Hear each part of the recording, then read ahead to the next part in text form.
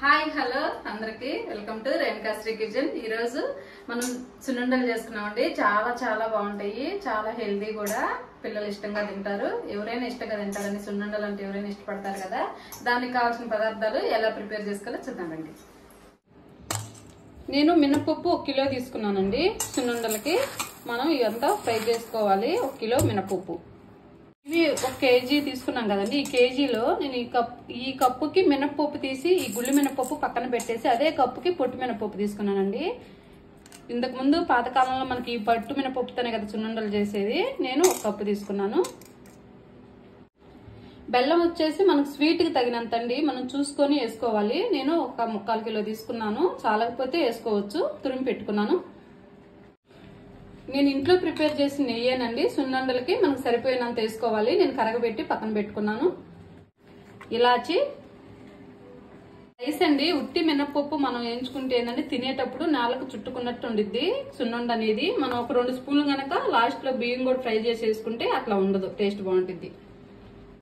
మనం stove on చేసి ఒక కడాయి తీసుకున్నామండి ఫ్రై చేసుకునే దానికి. దానిలో ఈ మినపప్పు మొత్తం వేసేసుకున్నాము. బాగా మనం ఫ్రై చేసుకుంటేనే టేస్ట్ బాగుంటాయి, కలర్ బాగా మారాలి. నేను చూపిస్తానండి. దీనిలోనే మనం తీసుకున్న పొట్టు మినపప్పు కూడా వేసేసుకున్నాము. రైస్ అనేది లాస్ట్ లో వేసుకున్నామండి. ఆ వేడికి ఫ్రై అయిపోతాయి. రైస్ మొత్తం ఫ్రై చేసుకున్నాం. చూడండి, ఈ రకంగా సిమ్ టు మీడియం ఫ్లేమ్ లో పెట్టుకుంటా ఫ్రై చేసుకోవాలండి. అట్లా సిమ్ లో పెట్టినా గానీ మనకు చాలా టైం పట్టింది ఫ్రై అవ్వాలంటే. కొంచెం ఫ్లేమ్ అనేది మార్చుకుంటా ఫ్రై చేసుకోవాలి, ఇంకా ఫ్రై అవ్వాలి. చూడండి, ఇంకొక 5 నిమిషాలు కాపేస్తా ఉన్నాగా మనం ఈ రైస్ ఉండే కదా, ఈ రైస్ వేసుకున్నా వేడికే ఫ్రై అయిపోతాయి. ఎక్కువ వేసుకోవద్దు, 2 స్పూన్లు చాలు.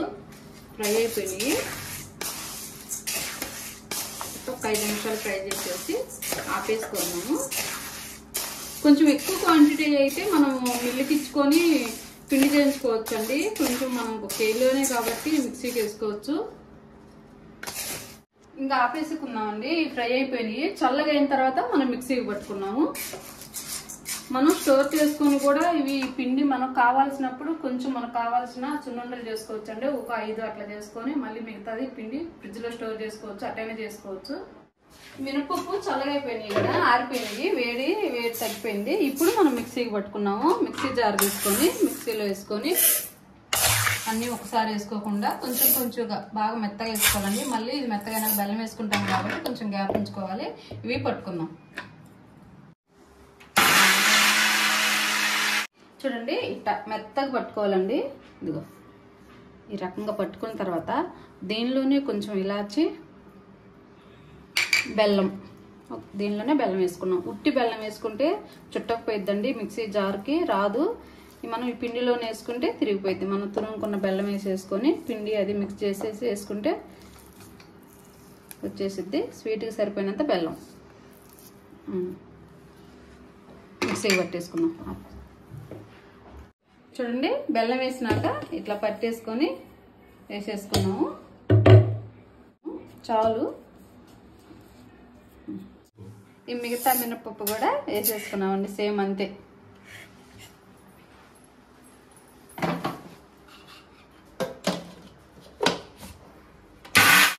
చూడండి, అంతా మిక్సీకి పట్టేసాను. మనకి కేజీ బెల్లం పట్టేసింది స్వీటు.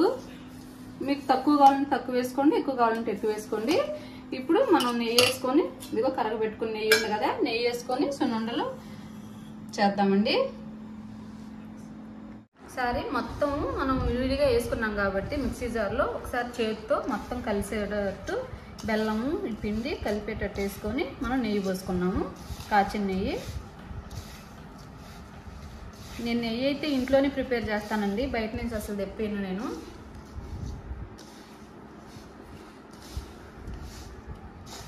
ఇట్లా మొత్తం మిక్స్ చేసేసి చూసుకుంటా మనం నెయ్యి పోసుకోవాలి. ఎంత పట్టిద్ది అనేది ఒకేసారి పోసుకోవద్దు. నెయ్యి పోసుకున్నాము. నెయ్యి ఎక్కువే పట్టిద్ది. కొంచెం గోరువెచ్చగా ఉన్నప్పుడు పోసుకొని ఉండలు చేసుకోండి. మళ్ళీ చూసుకొని పోసుకున్నాం.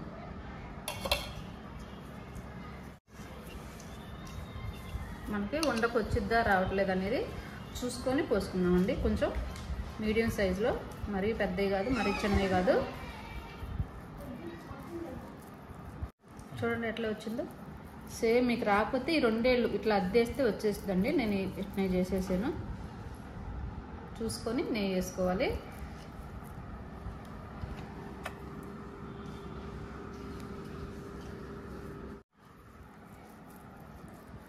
కొంచెం నెయ్యి కొంచెం ఎక్కువగానే వేసుకొని చుట్టుకోండి. మళ్ళీ ఆరేసరికి పీల్చేసిద్ది పిండి అనేది. పీల్చి మళ్ళీ పొడి పొడిగా ఉండిద్ది అనమాట. కొంచెం ముద్దగా ఉండేటట్టు చేసుకోండి, ఆరిపోయింది. చూడండి కరెక్ట్గా అన్నీ ఒకే సైజులో చేసుకోండి. ఇట్లా ఏలు పెట్టేస్తే మనకి చిట్లకుండా వచ్చేస్తాయి.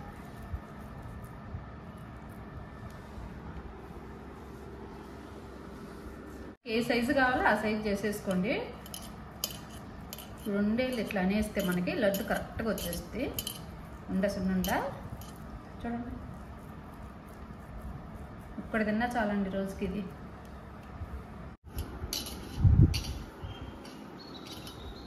మనం మినప్పప్పు ఫ్రై చేసుకునేదానండి లేటు, లేదు ఈజీగా అయిపోతాయి.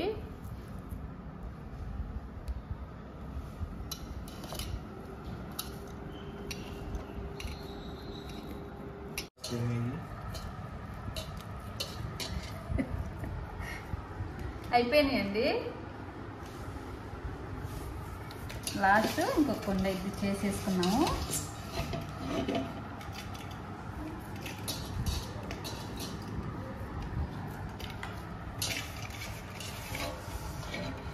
నెయ్యి వచ్చేసి మనకి కేజీ మినప్పప్పుకి కేజీ బెల్లం పట్టింది, కేజీ నెయ్యి అండి. అది కొంచెం మిగిలింది అంతేను. కేజీ పైనే పట్టిన నెయ్యి. మనకి ఎక్కువ వేసుకుంటేనే కదా లడ్డు బాగుండేది. అయిపోయింది.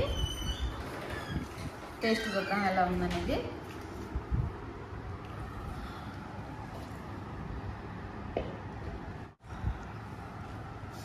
చూడండి సున్నుండలు రెడీ అయిపోయినాయి.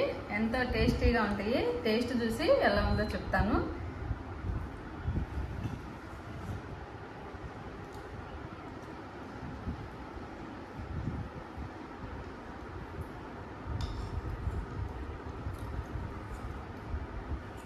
చాలా చాలా టేస్ట్ ఉంది. చాలా బాగుందండి. మంచిది కూడా. ఎవరైనా ఇష్టంగా తింటారు. నచ్చితే లైక్ చేసి కామెంట్ చేసి సబ్స్క్రైబ్ చేసుకోండి. నా వీడియో చూసి ప్రతి ఒక్కరు చాలా చాలా థ్యాంక్స్ అండి. బాయ్.